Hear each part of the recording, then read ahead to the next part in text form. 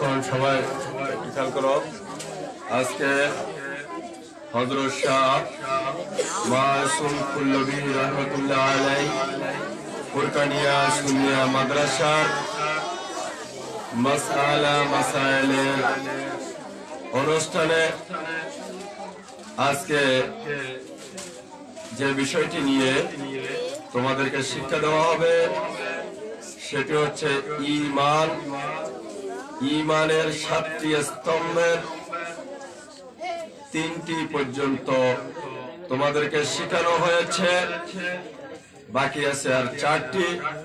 আজকে এই 4টি বিষয়ের উপরে শিক্ষা দেওয়ার জন্য আমি চেষ্টা করব। তোমরা মনোযোগ,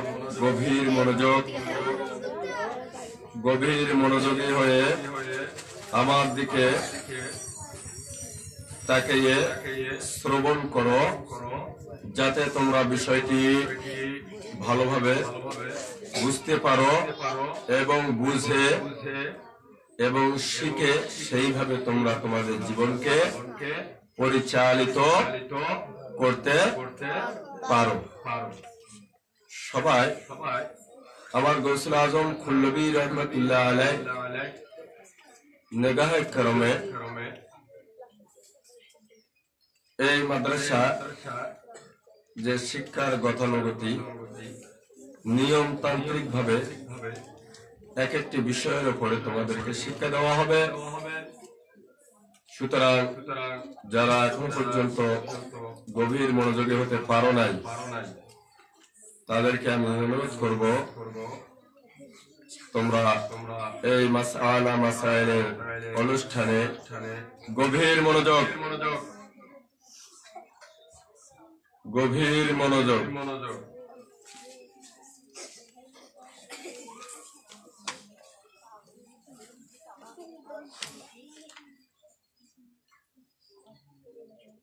আচ্ছা যাক,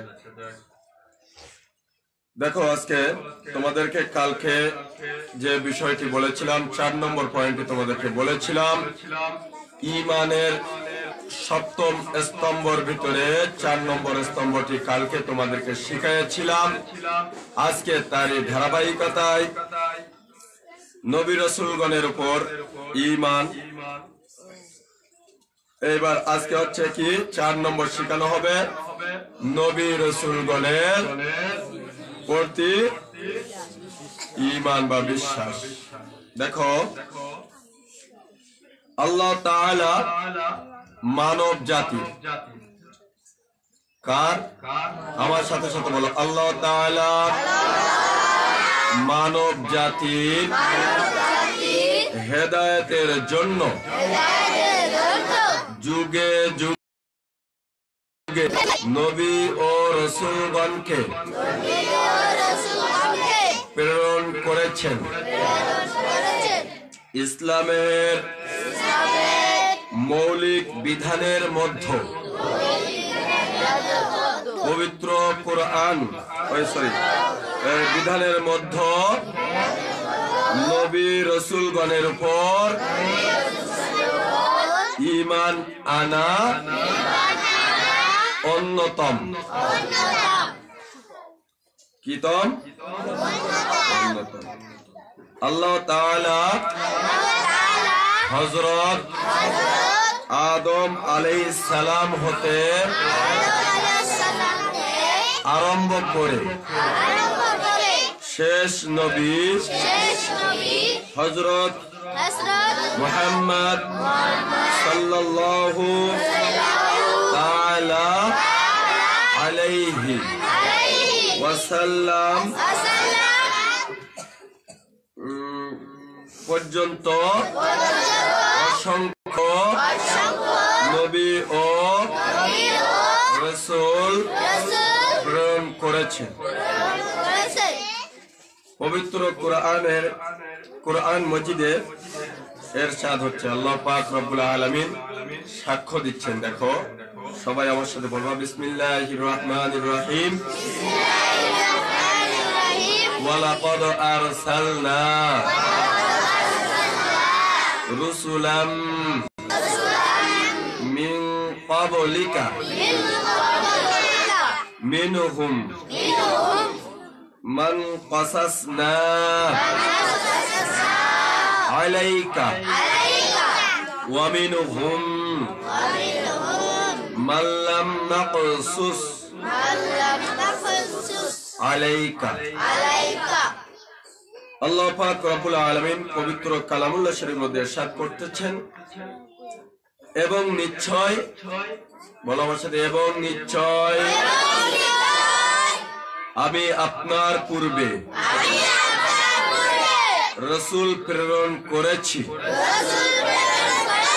যাদের মধ্যে কারো অবস্থাদি আপনার নিকট বর্ণনা করেছি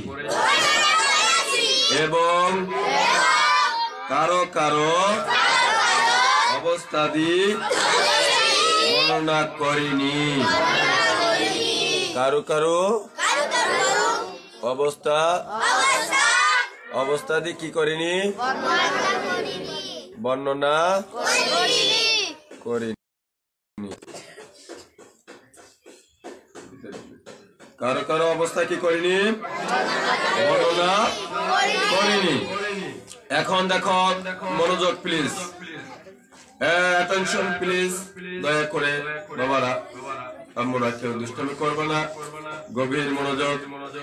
এবং আমি কিন্তু সবকিছু খেয়াল রাখতেছি, সুতরাং তোমরা মনোযোগ দৃষ্টি আকর্ষণ করছি, আমি তোমাদেরকে মনোযোগ দৃষ্টি আকর্ষণ করছি। দয়া করে কেউই অযথা এ করবা না। এটা রাসূলের ঘর, আমার গৌসুল আজম খুল্লবী রহমতুল্লাহ আলাইহি, হযরত শাহ মাসুম খুল্লবী রহমতুল্লাহ আলাইহি নামে প্রতিষ্ঠিত।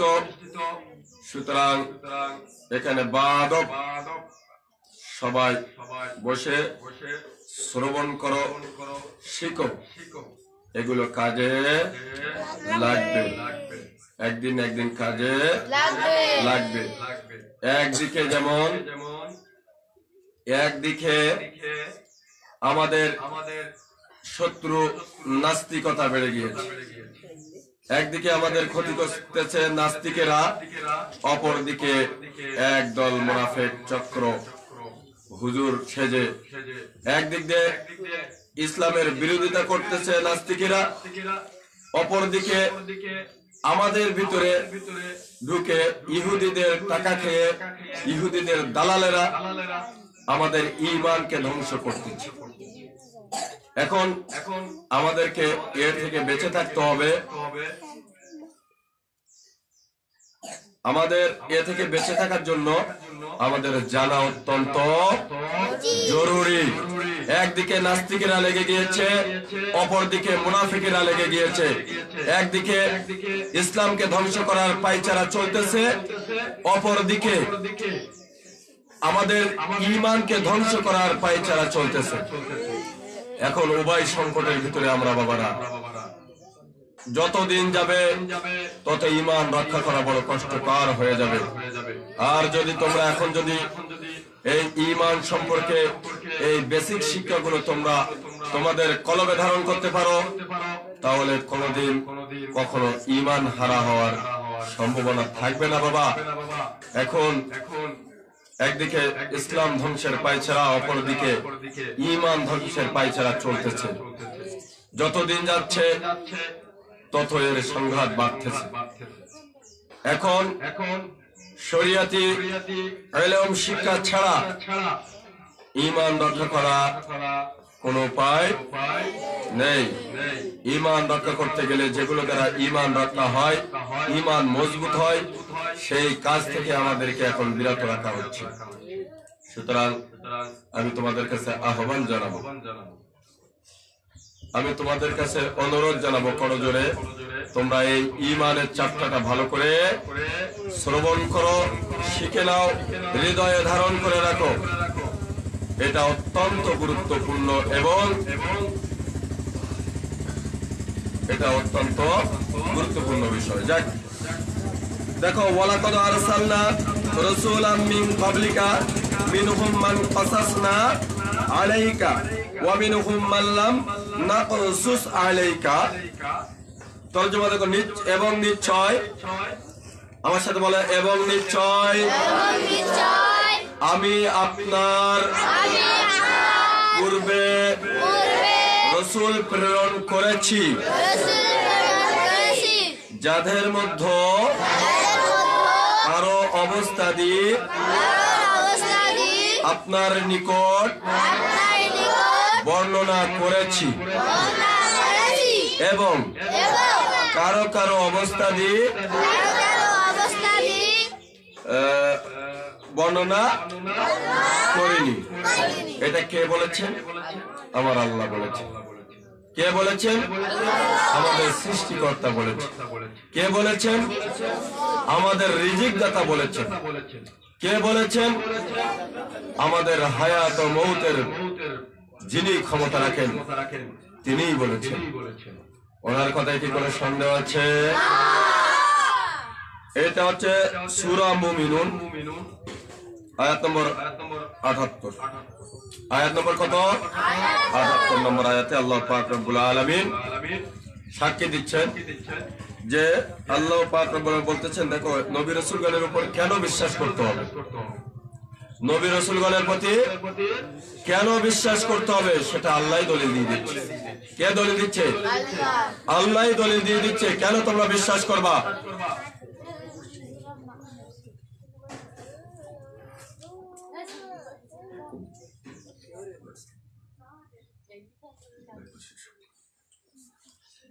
তাহলে নবী রাসূলগণের উপর ঈমান আনতে হবে, এটা দলিল কে দিচ্ছেন? আল্লাহ। আল্লাহ স্বয়ং কোরআনে পাকের মধ্যে বর্ণনা দিচ্ছেন। দেখো আল্লাহ তাআলা তার স্বীয় সত্তার উপর ঈমান আনার সাথে সাথে নবী ও রাসূলগণের উপর ঈমান আনার জন্য নির্দেশ দিয়েছেন। কি দিয়েছেন? ভাই অ্যাটেনশন প্লিজ।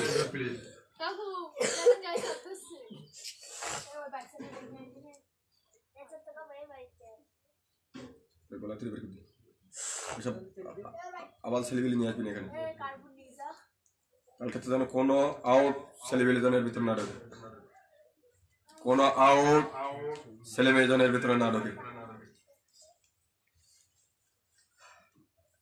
আল্লাহ তাআলা তার স্বীয় সত্তার উপর ঈমান আনার সাথে সাথে নবী ও রাসূলগণের উপর ঈমান আনার জন্য নির্দেশ দিয়েছেন। কে নির্দেশ দিয়েছেন?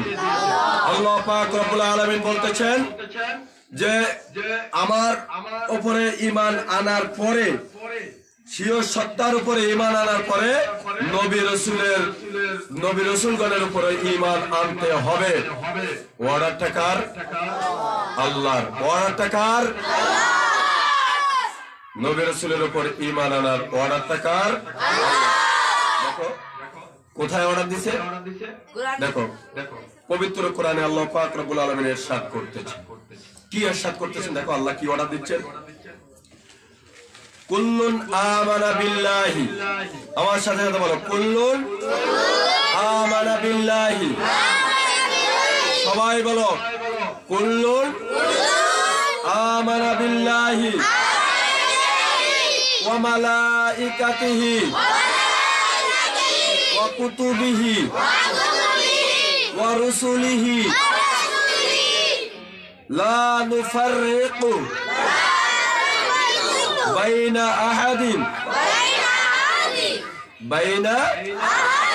আহাদিন মির রুসুলিহি ওয়া ক্বালু সামি'না ওয়া আতা'না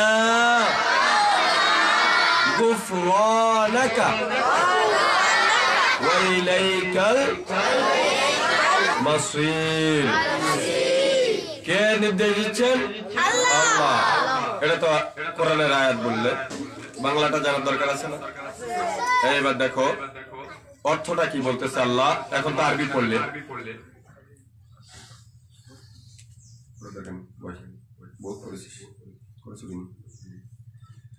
অর্থাৎ সবাই মেনে নিয়েছে আল্লাহ। অর্থ কি আমার সাথে বলো? সবাই মেনে নিয়েছে আল্লাহ, তার ফেরেশতাগণ, তার কিতাব সমূহ এবং তার রাসূলগণকে এ কথা বলে যে আমরা তার কোন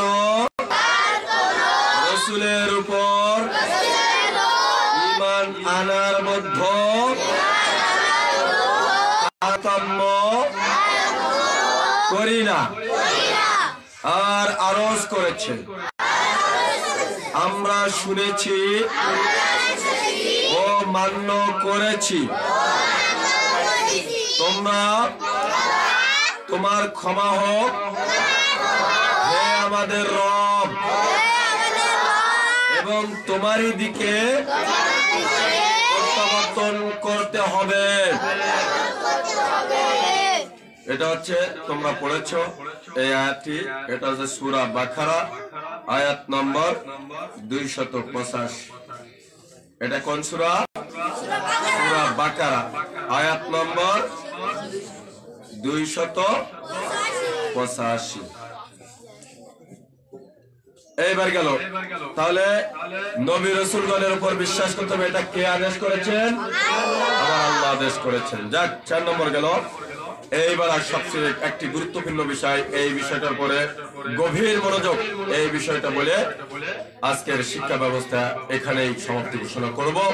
এবং খুবই গুরুত্বপূর্ণ এবং সবারই জানার অত্যন্ত প্রয়োজন, গভীর মনোযোগ আমি তোমাদের কাছ থেকে মনোযোগ দৃষ্টি আকর্ষণ করছি। দয়া করে বাবারা ও আম্মুরা একটু ধৈর্য ধরো, একটু শিখে নাও, ঈমানটাকে বাঁচাও। এখন ঈমান সম্পর্কে না জানলে,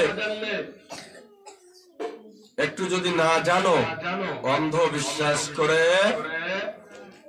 এ চলে না। একজন এসে বলবে সেটাও বিশ্বাস করবা, করে নিজের ঈমানটাকে ধ্বংস করবা। এই ঈমানটাকে ধ্বংস না করার জন্য তোমাদেরকে এই শিক্ষা ব্যবস্থা করা হয়েছে। 5 নম্বর দেখো, তাকদীরের উপর ঈমান। তাকদীরের উপর ঈমান। তাকদীর কি? ভাগ্য। তাকদীর কি? আমরা অনেক মনে আমার ভাগ্যটা খারাপ, ভাঙা কপাল, ভাগ্য খারাপ, ভাগ্য আমার নি, এরকম অনেক কথা আমরা বলি না? আজকে একটু গুরুত্ব সহকারে শোনো। তাকদীরের উপর ঈমান রাখা, আমার সাথে সাথে বলো, তাকদীরের উপরে ঈমান রাখা ইসলামের মূল আকীদা সমূহের অন্তর্ভুক্ত।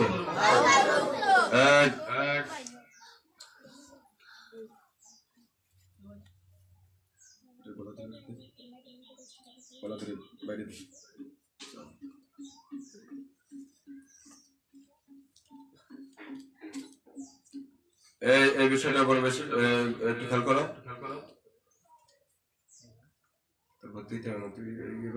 মশলা মশাল শিক্ষা না করলে শেষে তো দেরি আছে। তাকদীরের উপর ঈমান, তাকদীরের উপর ঈমান, তাকদীরের উপরে, ভাগ্যের উপরে ঈমান রাখা ইসলামের মূল আকীদা সমূহের অন্তর্ভুক্ত। এটি কিসের আকীদা সমূহের? মূল আকীদা সমূহের অন্তর্ভুক্ত। মাথায় থাকবো নি? তাকদীর, ভাগ্যলিপি, এটা কিসের উপরে? মূল আকীদা সমূহের অন্তর্ভুক্ত। মূল আকীদা সমূহের অন্তর্ভুক্ত। আল্লাহর উপর ঈমান আনা যেমন ফরজ। Attention please. আল্লাহ তাআলার উপরে ঈমান আনা যেমন ফরজ, তেমনি তাকদীরের উপর ঈমান আনাও ফরজ। একটু মনোযোগ প্লিজ। এই বিষয়টা কিন্তু অত্যন্ত গুরুত্বপূর্ণ একটি বিষয়, যেটা আমরা এই বিষয়টা নিয়ে আমরা অনেক দ্বিধাদ্বন্দ্ব করি, যে তাকদীর, ভাগ্য এই নিয়ে আল্লাহর উপর দোষারোপ করি, আল্লাহর উপরে আমরা দোষ চাপাইয়ে দেই। আল্লাহ পাক রব্বুল আলামিন আমাদেরকে সবসময় ওনার রহমতের বেষ্টনীর ভিতরে আমাদের রেখেছেন, কিন্তু আমাদের ভুলের কারণে ওটা আমাদের থেকে চলে যায়, ওটা আল্লাহ আমাদের থেকে নিয়ে নেন। আমাদের ভুলের কারণে, আমাদের কারণে এটা ইয়ে হয়। আমি যদি কাজ না করি, তা ভাগ্য কি আমার, খাদ্য কি আমার ঘরে চলে আসবে? হ্যাঁ। সুতরাং দেখো, তাকদীরের উপর ঈমান রাখা ইসলামের মূল আকীদা সমূহের অন্তর্ভুক্ত। আল্লাহর উপর ঈমান আনা যেমন ফরজ, তেমনি তাকদীরের উপর ঈমান আনাও ফরজ। মনে থাকবে না? কি বলিস বলো তুই? আল্লাহ তাআলার উপরে যেমন ঈমান আনা ফরজ,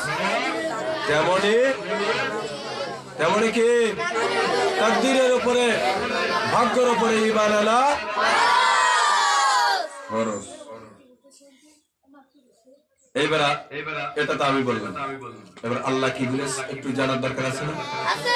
আল্লাহ পাক রব্বুল আলামিন কি বলছে এই বিষয়ে জানার দরকার আছে কিনা?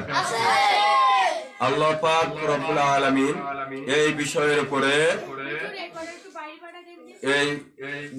উপরে কি বলেছে এটা একটু জানার দরকার আছে না?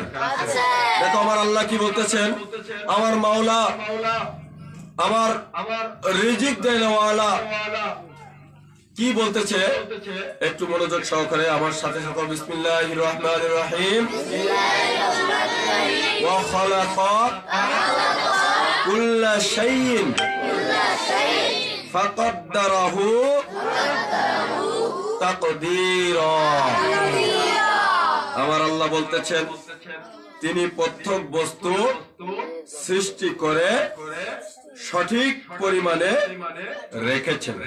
কি বলতেছেন আমার মাওলা? কি বলতেছেন? এই গভীর মনোযোগ বাবারা, আমরা একটু গভীর মনোযোগ। দেখো আমার মাওলা আমাদেরকে কি বলতেছেন, আমার রব কি বলতেছেন। দেখো বলতেছেন, ওয়া খালাকা কুল্লা শাইইন ফাকাদ্দারাহু তাকদীরা। কত সুন্দর ভাবে বলতেছে। দেখো তিনি প্রত্যেক বস্তু সৃষ্টি করে সঠিক পরিমাণে রেখেছেন।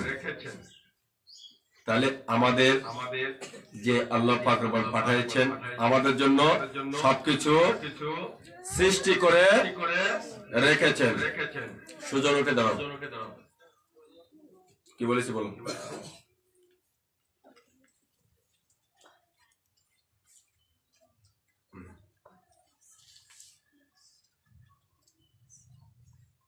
এখন কি আলোচনা করেছি?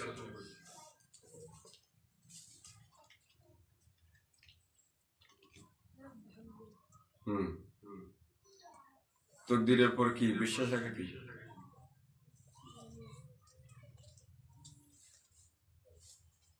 ভাই করতে সাথে আলোচনা করেছি। সয়লক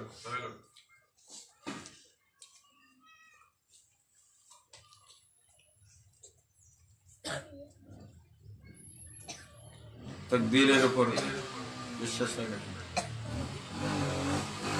সংজ্ঞাটা বলো।